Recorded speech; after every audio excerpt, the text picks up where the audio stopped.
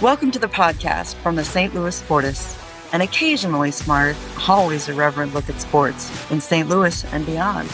And now, your St. Louis Sportists. Hello and welcome to the podcast from the St. Louis Sportists. In this edition, the Cardinals hit rough waters for the first time in 2026. Is it just a bad week or something far more concerning? Speaking of concerning, the Cubs are in full-blown collapse, and it's kind of glorious. St. Louis City warms up with the temperatures and sits 3 points out of the playoffs. And is the SEC... Did you say playoffs? Playoffs? Playoffs! And is the SEC ready to break away? One coach says maybe. The St. Louis Sportists are brought to you by First Coast Steel Buildings. Jason and his team will take your project from design to completion with a family-first approach. Learn more at stcoaststeel.com, and we will hear more from them and Sandra Templeoff later in the show. Tonight's last call is brought to you by Black Dog Consulting, LLC, here to help the one-truck owner and the small fleet owner to grow and prosper. Contact Dave at 417-217-9622. Black Dog Consulting, helping you retrieve bigger profits. If you have a minute to give us a rating on Apple, on iTunes, folks, we have like nine reviews. We have 3,200 followers and 9 reviews. Is that good? Joe, I'm no math expert. Don't forget TikTok. Oh, yes, we're on TikTok, X, Facebook, Gram, Blue Sky, and we have a whopping 37 followers on YouTube, so please follow us on YouTube as well. That takes care of all of the housekeeping, as some of the podcasts like to say. Perfect. And with that, we get to quick hits. Joe Sperlin, what do you have? Well, it's tourney time, and for the spring sports, and one that caught my eye was the ACC Baseball Championship in Charlotte, North Carolina. Tuesday, they had the first round action on May 16th, and it was number 12 Stanford versus number 13 Cal. Okay? Now remember, these two universities are 40 to 45 miles apart. So they flew 2,300 miles, 4.5 hours to play Tuesday. One game. Stanford won 11-4. No. And then Stanford the next day got beat by the U, so they were done. So there you go. If you're wondering how the money spending, go over there, fly 9 hours, 4,600 miles for one baseball game. Hey, now, if you wanted to, because there's always that story of that one mom who will not get on a plane. Well, if that mom would have drove, it would have taken her 40 to 41 hours and 2,600 miles. Unbelievable. Yeah, totally believable. Yeah, oh yeah. Yeah, now, and by the way, and don't forget, the big marquee matchup, Emma was watching this afternoon, was the Women's Golf Championship, the battle of the ACC versus the Big Ten, Stanford versus USC. I'm going to hit on that in a little bit. Okay, all right. Yep. And Joe, I saw that, not that any of us are experts on women's softball, but the dynasty that is Oklahoma did not advance. They did not advance. Surprising.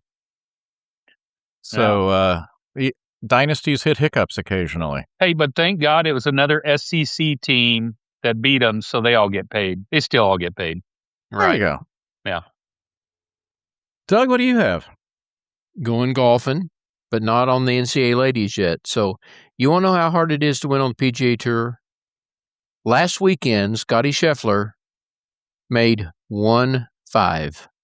That's it. 1-5. And he got third. So down there at the Byron Nelson. So you've been around that track before, I think. I have. Yes. So he made 1-5 in 72 holes, and he finishes third, 5 strokes behind the winner. So you want to know how hard it is to win on the PGA Tour? That just shows you how difficult it is.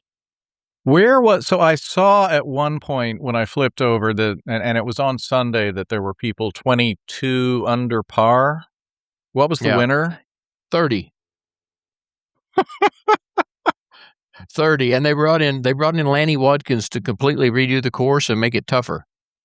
Oh my. I saw that too. Yeah. So we shall see. But yeah, Scotty makes 1-5. So unbelievable.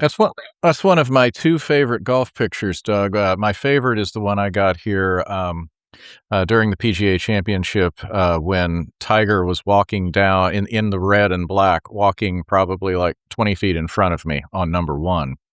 My second favorite was at the Byron Nelson when this gal next to me, Jordan Spieth, had won the Masters the weekend before. And probably really wanted to skip, but it was like in his hometown. And this gal, like on my right, he's on the tee box, says, "Jordan!" And he like turns and looks at her, and I happen to have my camera out, and I like snap the picture immediately, and he looks like he's staring directly at me. And I got one of the guys in that fantastic blazer like right beside him, so you know exactly what tournament he's playing. So yeah, that I highly recommend that. That is a fun tournament to go to. Mm-hmm. For mine, Mike DeWine is he's a term-limited governor of Ohio. How's that for a quick? I sound like I'm going into public affairs here, don't I, Joe Sperlin? Yes. Yes. Let's get this guy another job. Outgoing Governor Mike DeWine, starting to look back at his time, and he acknowledged his biggest mistake as governor. And he said it was signing the bill authorizing legalized sports betting into law in December 2021. And they, so why is that? And he said it's because they flooded the airwaves with marketing messages at a level that he did not expect or anticipate. I think that those of us in Missouri can relate to that just a little bit. He said also more people in the state are gambling and losing money. And then he also cited the athletes being heckled both in person and online as a result of sports betting. So he said if he had to take it back, he would have been a little bit more forceful against signing the bill. And we've talked about that Ohio gambling enforcement group. They've had their hands full between the Cleveland pitchers and they've been involved in the Sorsby investigation as well. I can see why he may have some second thoughts on that, Joe. Yeah. Things don't. I will say at least those radio ads have cut down, but I'm sure once football gets started, they'll get back up. Oh, yeah. Don't you figure around August 1st, we'll really start getting ramped up? Yeah. Get your preseason picks in for the parlays. That's right. Yeah. Well, until football begins, we have the St. Louis Cardinals to entertain us. And today, Doug, it was one of the most frustrating games of the season so far. I'd say that'd be number 1 on the frustration list. I think it is. Yeah, I got back from going down to school and getting some stuff done, and I had it on the radio on and off, and then I got in, turned it on and everything. And so about the 5th inning, I thought, well, hell, he's got no hitter. So, and then the 6th and 7th inning were exciting, and the 8th inning was not. No, when he throws that 7-pitch inning, that's the time where you kind of let yourself believe a little bit, because every no-hitter needs like a 7-pitch inning. Yeah, and it was. And by the way, he's Dustin May. If you didn't see the game or know the day that we're referring to here, we're recording this on Wednesday night. Cardinals lose 2-1 after leading 1-0 going into the 8th. They give up 2 in the bottom of the 8th, and then are toothless in the top of the 9th. Yohel Pozo, the break glass in case of emergency pinch hitter.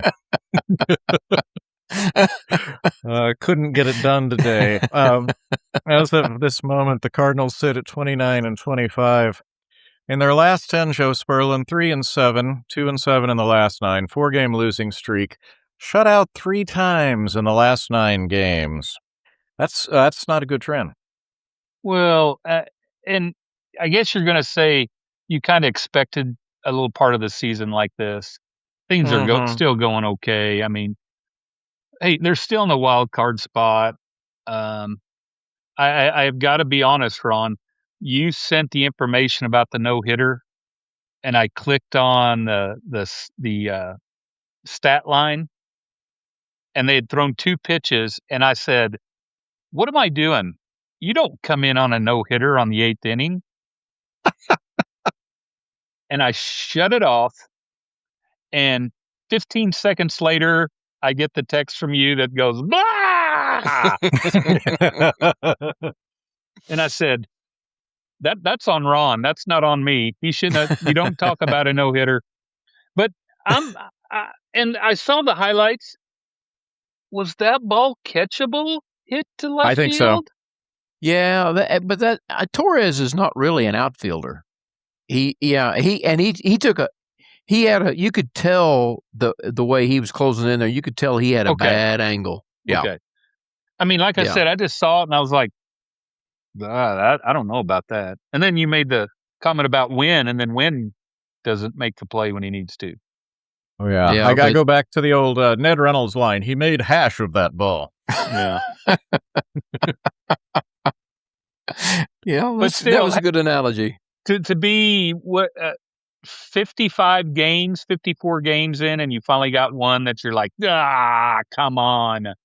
So, and by the way, I did send Marvin the cat kind of flying. He was sitting on my lap, and I did say "bah" very loudly with great emotion, and he kind of like all of his hair stood up and gave me a "what the hell." I'm telling you, it was a 15 seconds after I go, what am I doing? I'm in the 8th inning with no hitter. You don't do this. Whoops. There was an entirely different kind of terror on Monday where Jacob Mizorowski threw 96 pitches, and 56 of them were over 100 miles an hour, Doug. That was a horror show. I'm going to say 40 of those the Cardinals never saw. Yeah, I think 40 is the number that they never saw completely. Yeah. That's as bad as I've ever seen Ivan Herrera look. He normally doesn't look he doesn't look overmatched, but you could tell when he walked up there facing that last time, he's like, oh God. Yeah. So he was the first pitcher in MLB history to throw 50 pitches at 100 miles an hour in a game. I was talking to one of our neighbors. He said, Joey said it's like batting against a closer the whole game. Yeah. And the catcher's got to be sitting there going, was that fast? That seemed really fast to me. He just got, the old famous, let's see, I wonder what he thinks about number 1 coming in here again. Yeah. All these pitches, let's go with number 1 again. And of course, it's Contreras, so he's running his mouth. Well, yeah. Yeah, that's what I was saying. Yeah. Yeah. Absolutely. And Derek Gould, who's seen a lot of baseball, said it was the most dominant start he has ever seen from a starting pitcher. So that was pretty high praise there.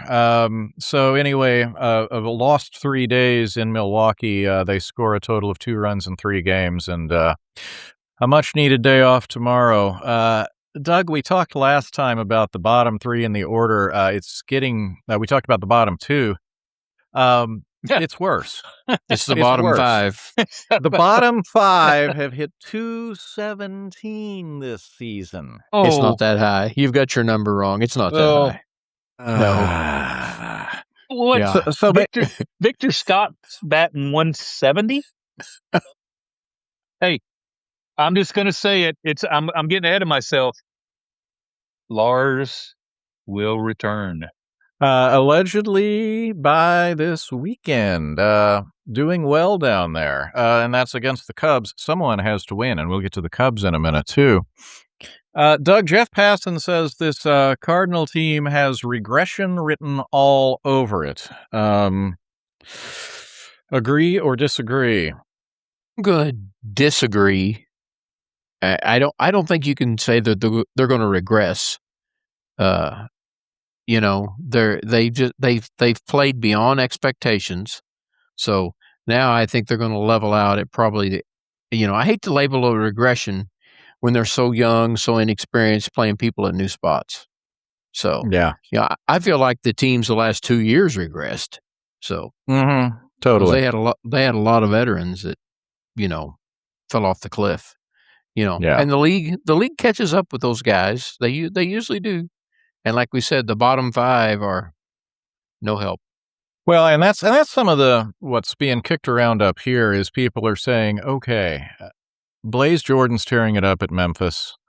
You've got Jimmy Crooks, who is, kind of the Joe, I'd say he's the version of the backup quarterback. Most popular guy on the team's the backup quarterback, right? Right. And Mr. Baez hit a couple more home runs. So it's like, he hit 2 to the moon last night. So, okay, why are these guys not up here? Yeah. I mean, when you get there and all of a sudden you're like, hey, okay, if they don't do very well, are they going to bat better than 200? Then that'll be an increase of what we got. Right. What's the floor? We gave these guys a chance. Maybe we need to take a look at these other guys and see what happens. Yeah. One prospect that is not trending upward is our old friend Tink Hintz. Tink has, we mentioned that he was reassigned to the developmental camp a while back. He has not pitched in a month. They have sent him to the pitching lab, and he's basically just throwing every few days off of a mound. They say he gets to throw at full effort like his last few throws, and they're hoping to maybe get him out here in the next few weeks. Now that is regression. That he has regressed. Yeah. Yeah. Andy's still on the 40-man roster, so right. tough spot. You're right, Doug. That is clearly measurable. You haven't pitched in a month, son. Yeah. So next up, the Chicago Cubs are coming to town this weekend. That ought to be an entertaining little series here at Busch Stadium, followed by the Texas Rangers. So a little bit of a homestand. And speaking of around the league, the Cubs have lost 10 in a row, going from first place to last place in shockingly rapid form. Joe, what do you make of these collapsing Cubs? Well, I don't think anybody will disagree with a lot of that. Thank God they had the 2 10-game winning streaks, or where would they be? Yeah. And it all goes back to when Pete Crow Armstrong had that interaction with that nice lady in Chicago with the White Sox. They haven't won since then. Yep. Yeah. So maybe you need to watch what you say. She put the voodoo on him. She put the voodoo on the Cubs. Somebody did.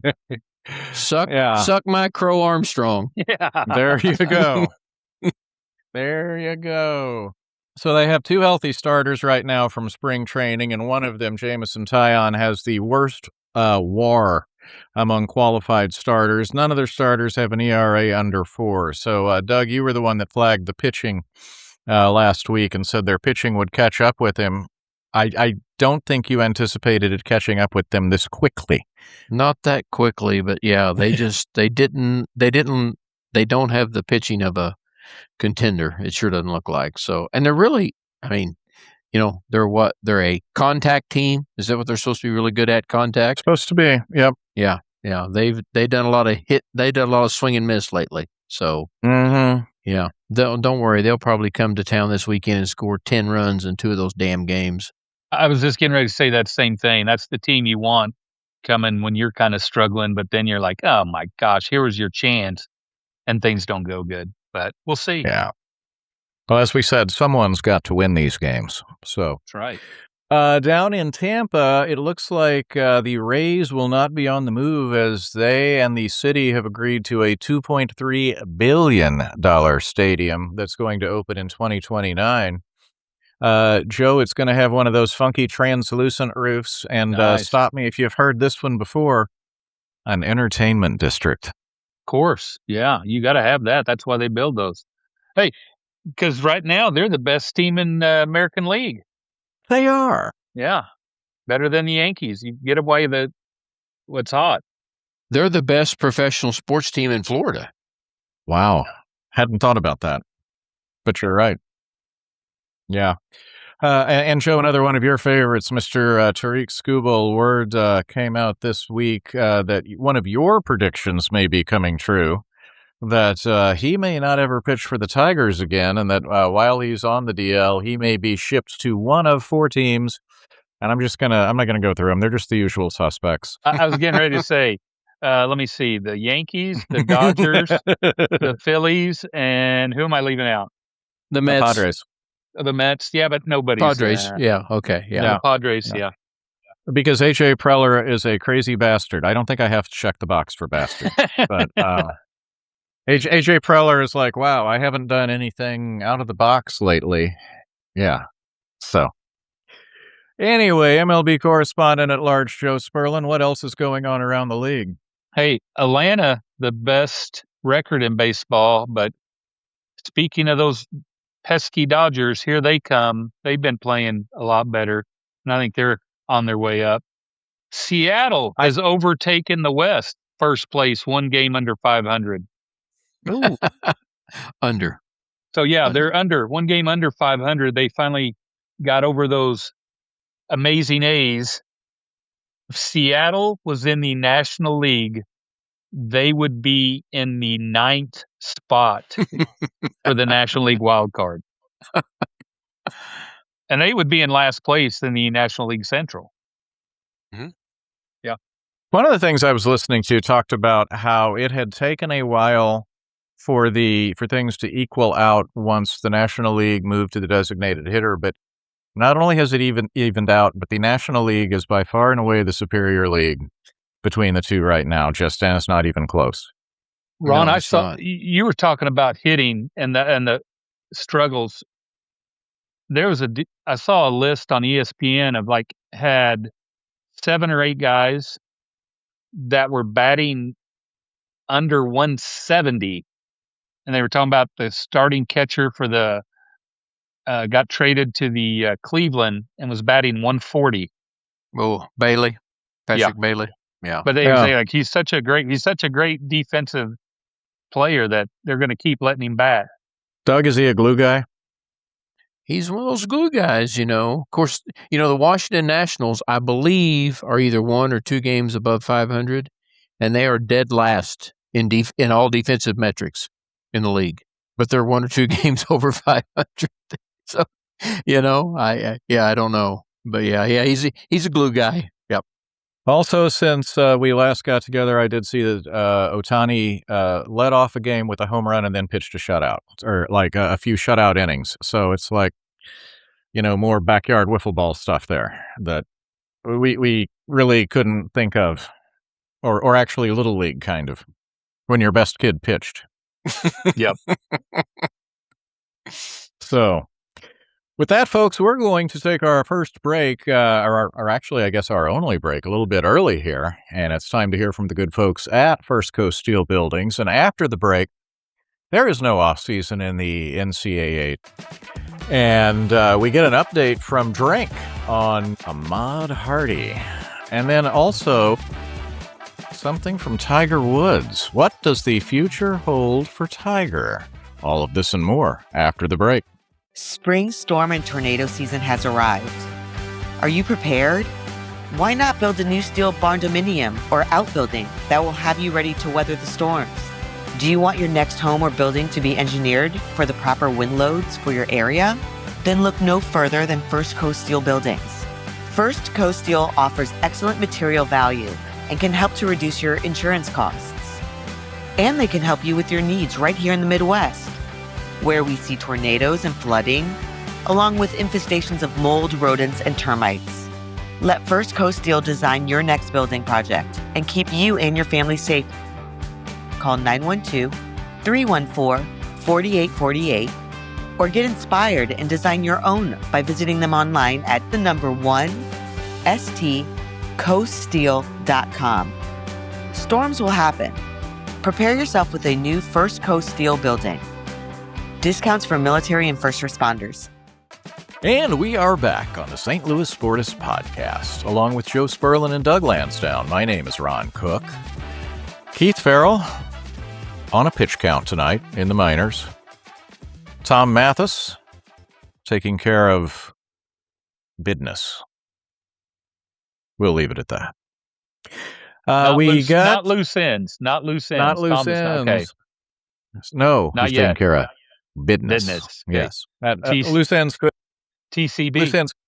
loose ends could come next. We received. It's time for the NCAA roundup, and we received the most, I guess, what you'd call definitive news on Ahmad Hardy. Eli Drinkwitz said that he's working out every day at 9 a.m. In rehab at Columbia, and his exact quote was, "We are a long way from knowing what the football side will be." Joe, as a football coach, what does that sound like to you? If he had good news or bad news, he wasn't going to say either. And until practice starts, he's probably not going to say anything. And then the famous, we're holding him out today or every other day because of, and you'll never know until the first game. Was it the Lady Gaga poker face there that we got? Yeah. Oh yeah. But Drink also, I like his comment about, if I don't beat a top 25 team, I will be on TV.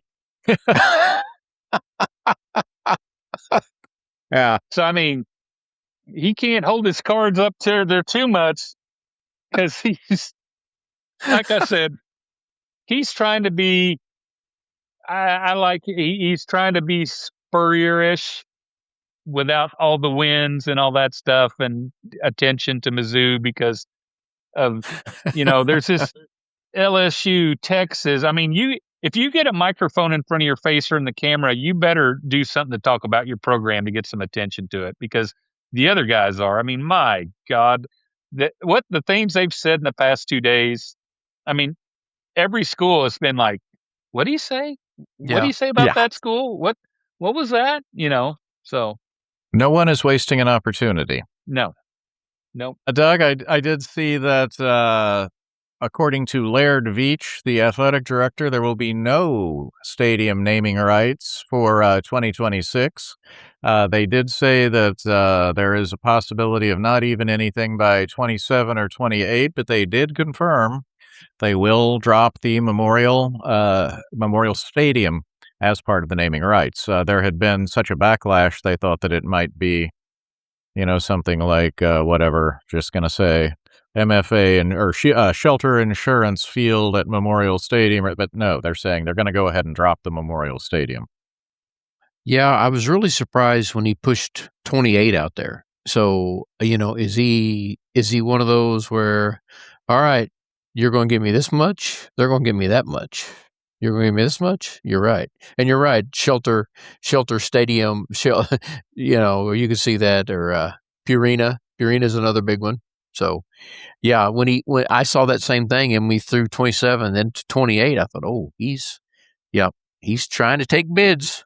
That's portal money. I mean, that's NIL money that he's pushing down the road. And I'm sure Eli's kind of like, dude, I'm dying here. Yeah. He's got something in mind. Yeah. He'll name it next week if somebody comes up with the right amount. Oh, yeah. Good point. That's true. Back to potential Sportists Man of the Year, Brendan Sorsby. The NCAA officially denied his appeal for reinstatement. Joe, as a fan of Pete Rose growing up, this may hit close to home. Apparently, betting on your own team was the thing that they just couldn't get over. Yeah. And the records that they keep now, and I like I went 28 days to gambling, so I'm cured and I'm good. Yeah. I thought there was very slim and none chance of that being eligible. I don't even know how. There's no way they can let that kid play. No, I don't even know how an NFL team will take him. No. Well, now that's interesting that you would say that because Pete Thamel says there's apparently 4 to 5 NFL teams interested in considering him for the upcoming supplemental draft, Doug. Is the quarterback talent in the NFL that thin? Well, I think you're crazy if you draft him, especially a supplemental pick. I mean, the last time anybody used supplemental pick, didn't they take it on that kid from Ohio State, that Pryor kid? And he was a quarterback for like 2 days. They turned him into a wide receiver, and we never saw Right. him again. I go back to Bernie Kosar. That was a successful supplemental pick. Yeah. Yeah, well, it's hard to beat Bernie. As long as he's not your financial advisor. Yeah. We'll just leave it at that. What is that? He's got Sorsby's got the UFL written all over him for next spring. Yeah, UFL, Canada, or, Yeah. well, we'll see. We'll see. Because, he could petition for reinstatement, I guess, after a period of time. But I don't know, Joe. Is that a permanent ban for gambling on your own team? Well, they don't have that written. They're just not going to let him come back. I get the feeling that they kind of make up some of that stuff on the fly. As we all know, right now, currently in the NCAA, there are no rules, no guidelines, no nothing.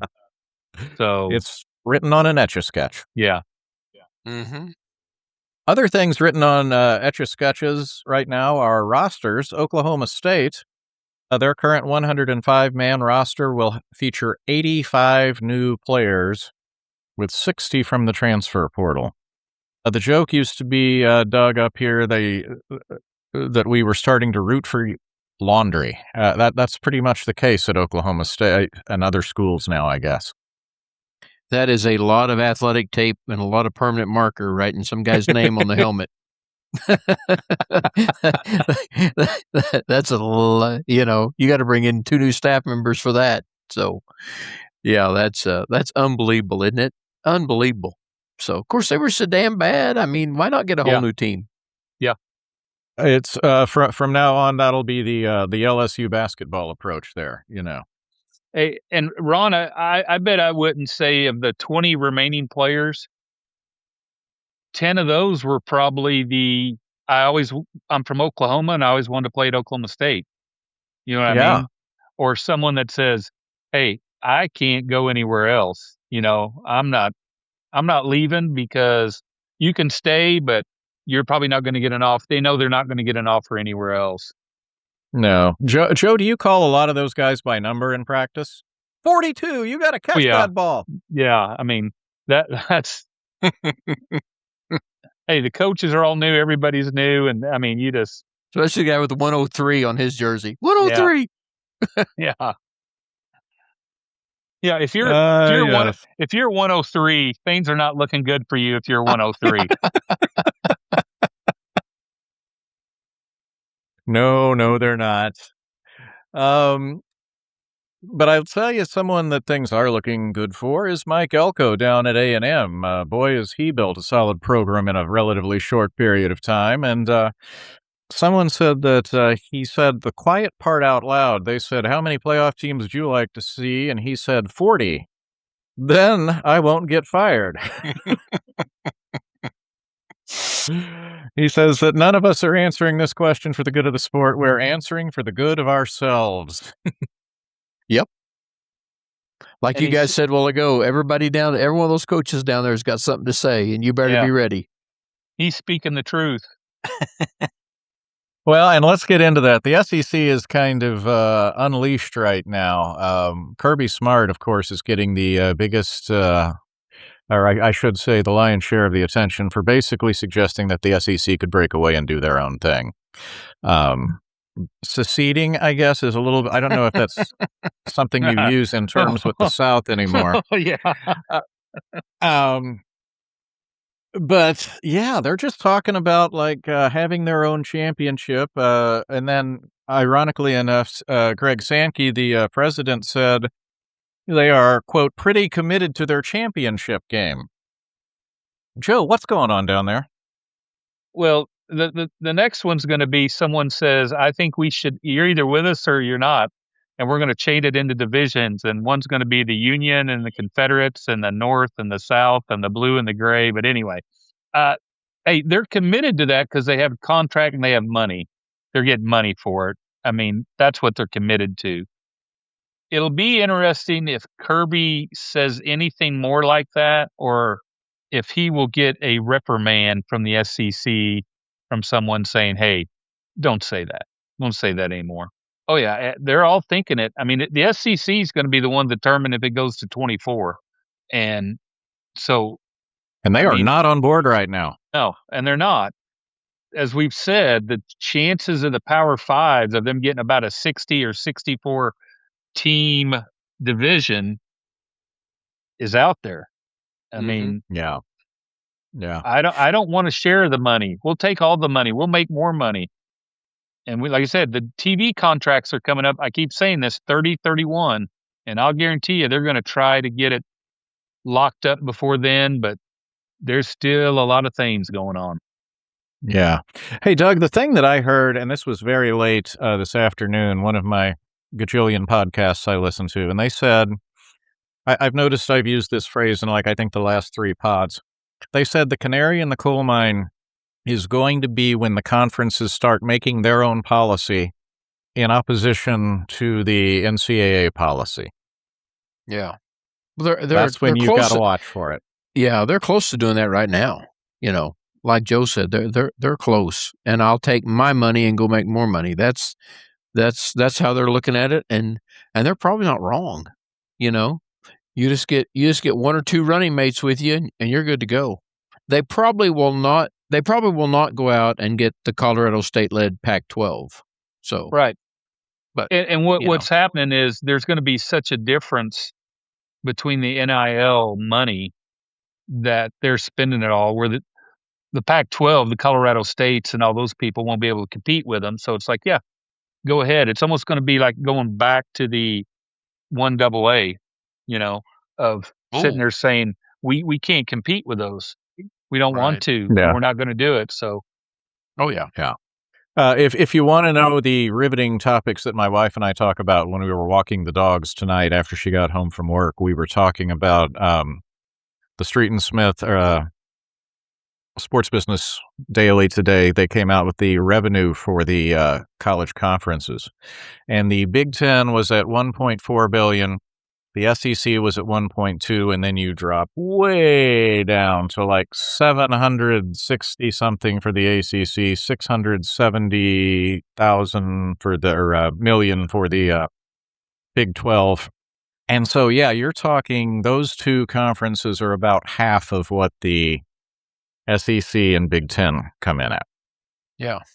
Well, and I also think those conferences are going to get rid of the teams that can't compete financially with them, because as I'm getting ready to talk about here later on, Rutgers has a deficit of $78 million in their athletic budget. And they're like, it's not the expenses, it's revenue. Well, then it's going to become, well, everybody wants to play Rutgers. And well, wait a second, how come they get to play Rutgers and we want to play Rutgers and we play all that? I mean, Arkansas, oh man, Arkansas, another schedule, and then they stick it to them by saying a late night at Utah. What was you expecting going to Utah? What time did you think you were going to play? No kidding. You were going to play at 7 o'clock, which is 9 o'clock your time. You were not going to play at 11 a.m. there, Yakov. Oh, yeah. So, yeah, that's life in the big city there, Mr. Arkansas athletic director. So, and my final item that I have in, I saved the biggest item for last, and that is, that Orgeron is back at LSU, baby. Yes, that's right. Former national championship coach Ed Orgeron has returned to LSU as a recruiting assistant and defensive assistant coach. He's just happy to be back. Don't worry about him not making the big dollars. I think his settlement that he got when he left LSU will take care of him. He and Elaine have been friends for a long time. This seems like a win, Joe. Yeah. I bet the negotiations was, how are we going to do this? Hey, when he walked in and said, here's who I want to hire, and LSU probably says, ooh, we got to talk to somebody about this. Let us get back with you. Hey, this is the lawyers and HR and everything else. Yeah. We got to see how we got to do this. So, yep. Doug, I think the lawyers and the HR just completed their review. They reached out to Ed the day Lane was hired, and the day they announced it, which was a week ago today, was when they completed all of their reviews, saying it's okay, you can hire him. He's going to be Lane's driver. That's what he's doing. He's Lane's driver. Yep. Well, and he's probably I also. can't wait till him and Lane are in hot yoga together. Well, and he's your recruiting opener. You send him in, Lane's your closer, so you send Ed in at first. Want you to come to LSU. And Ed and LSU has taken us up to loose ends. St. Louis City defeated Austin 3-1 in their best game of the year on Saturday. They are now on break until late July for the World Cup. They have said they're looking to improve during the transfer window. They've created some space by letting 2 guys go. And yes, they are 3 points out of the playoffs. They're looking good. I'm shocked. Are you guys shocked? I'm shocked. I mean, I know why they're doing it, but that's crazy that they're not coming back till late July. It's almost like a player may go, well, I decided not to come back.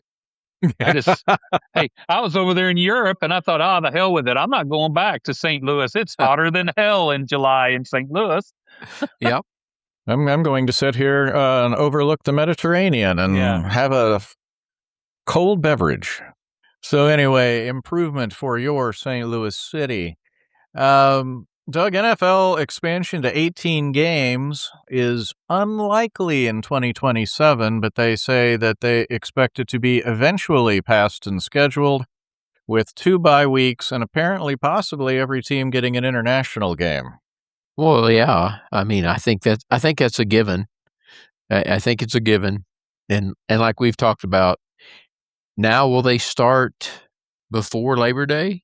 Good question. And go, or will they keep starting where they are? And of course, the Super Bowl will always be before President's Day. That's it right there. Yeah.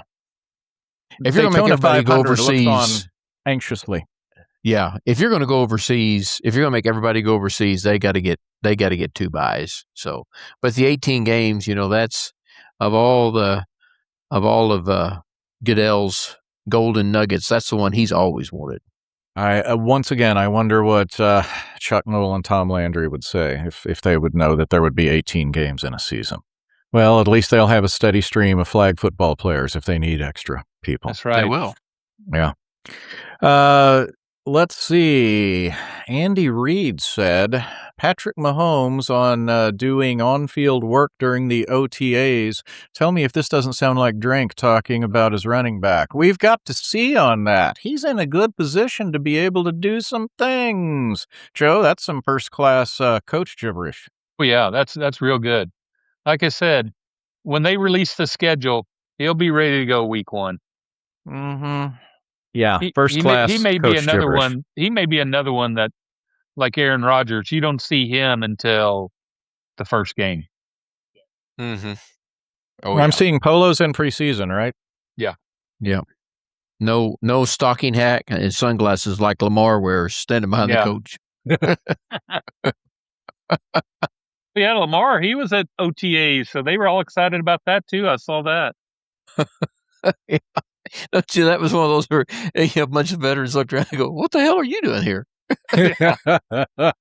Yeah, exactly. This will give him a chance for Fields and I started to say Mettenberger. I'm going back on my LSU quarterbacks. Nussmeier to get more time. But yeah. Well, they were similar quarterbacks. Yeah. Hey, Doug, the Indy 500 had its largest crowd in more than a decade, 350,000 fans, closest finish in their history, and 70 lead changes. Not to mention, their pre-race is just about as good as you get for a sporting event with, the anthem and taps and back home again in Indiana and the Blackhawks flying over the pace lap. Just fun to watch. Yeah, and that last lap was unbelievable.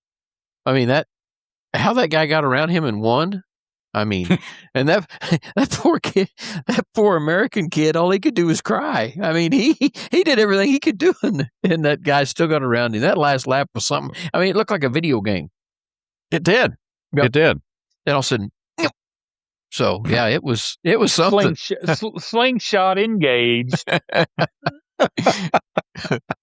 Yeah, that was that. It's like they talked a few years ago about how it was kind of, they thought the Indy 500 was on the decline. And boy, I don't think that's the case anymore. It's got some steam right now for sure. Yeah, it was good. It was good. I didn't watch the whole thing. I watched some pregame, watched the middle, and then I always try to watch at the end. I watched like the last probably 25 laps. So, but yeah, it's always entertaining. That NASCAR and Indy is like an NBA game. They do everything really in between, but it's really the last 2-3 minutes of the game. Doug, that actually kind of mirrored my exact watching pattern there as well. I think I went to the grocery store during the middle of the race and came back and caught exactly the part that you were talking about. And Doug, sticking with you, Tiger came out today and to the surprise of no one said he will not be going to the United Kingdom for the Open Championship. He will not be the champion golfer of the year this year, which at the beginning of the year, he thought he was optimistic that he would be able to play, but obviously things took a turn here. What do you think? Will we see him again in majors? I think he tries to win the U.S. Senior Open in a couple years, and he may go to Augusta 1 or 2 more times. But I mean, like we've talked about, hell, he can't walk. Yeah, I was going to say until he's healthy, don't come back early. I mean, he played the TGL that one night, but I mean, it's painful to watch him get out there walk up to the ball. That's on flat turf. So yeah.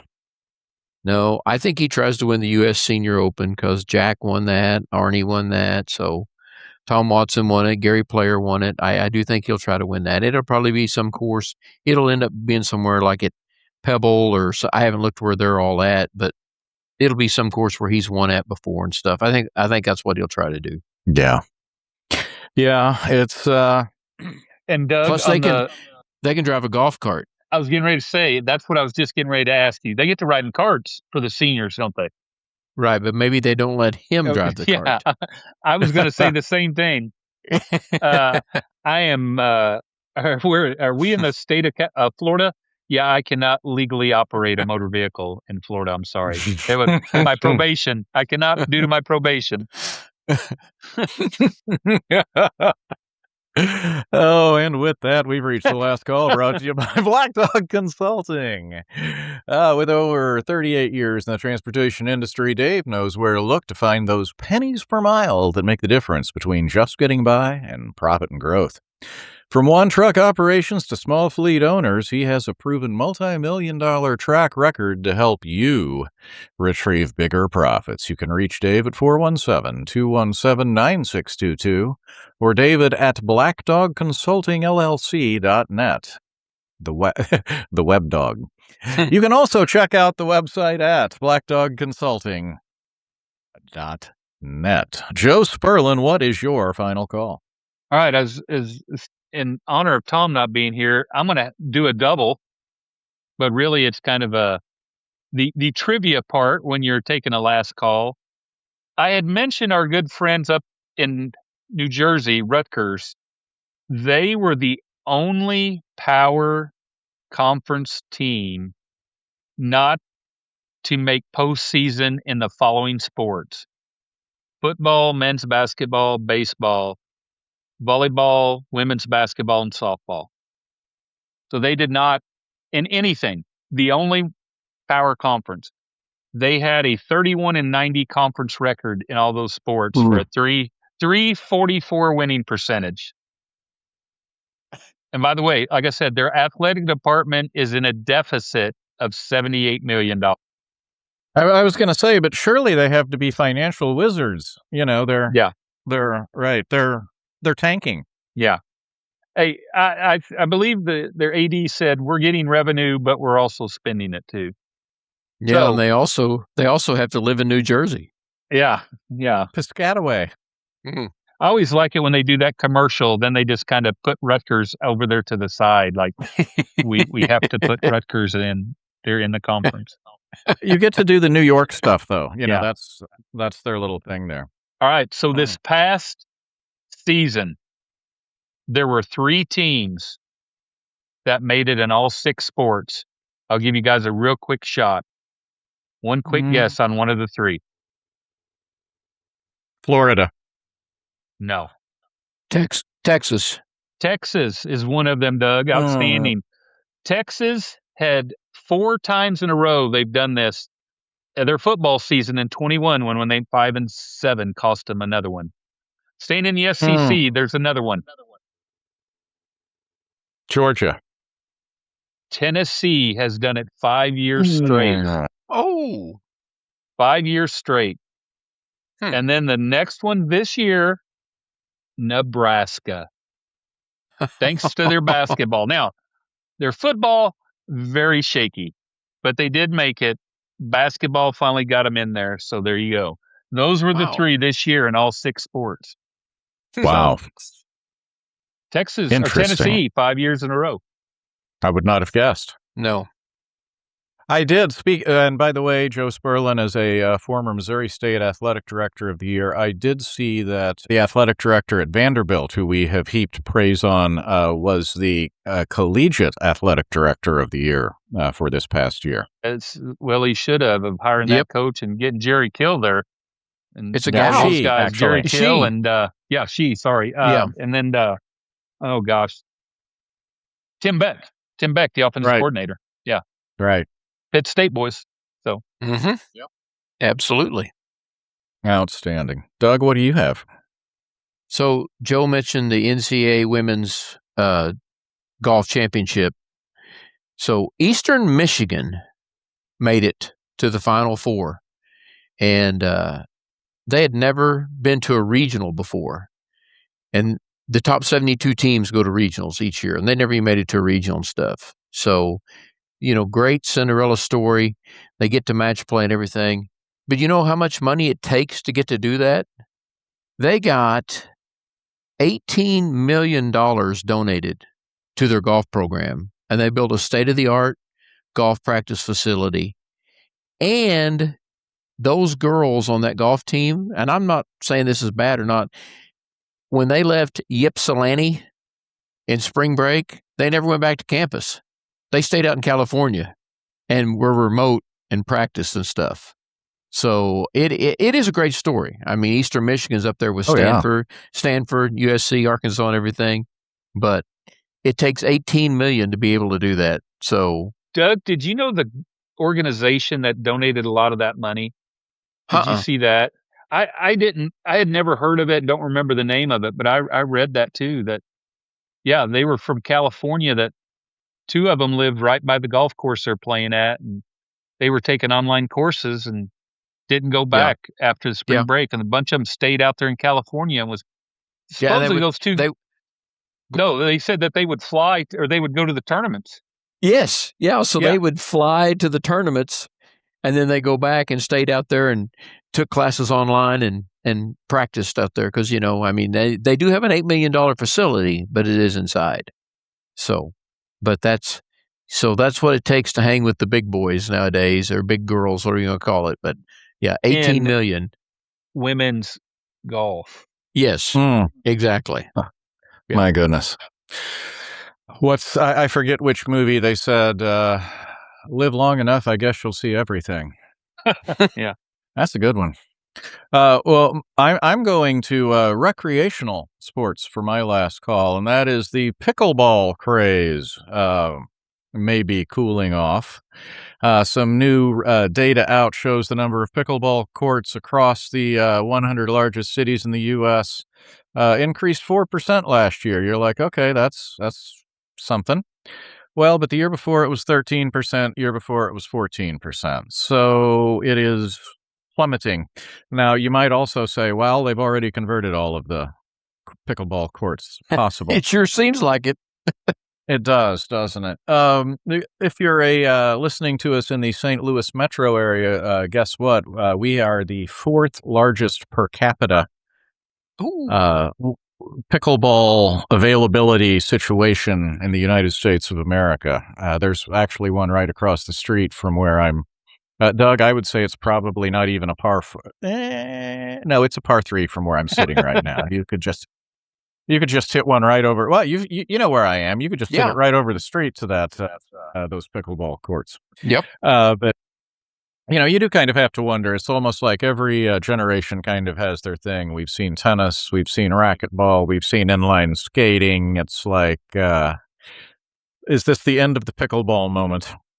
It could be. There's a lot of injuries. There's a lot of old people playing pickleball, and they end up getting hurt too, and that ends their pickleball career. You guys are gonna like what I'm getting ready to say here. Someone said, "Hey, you want to play pickleball?" And I'm like, "I'm never stepping foot on that court."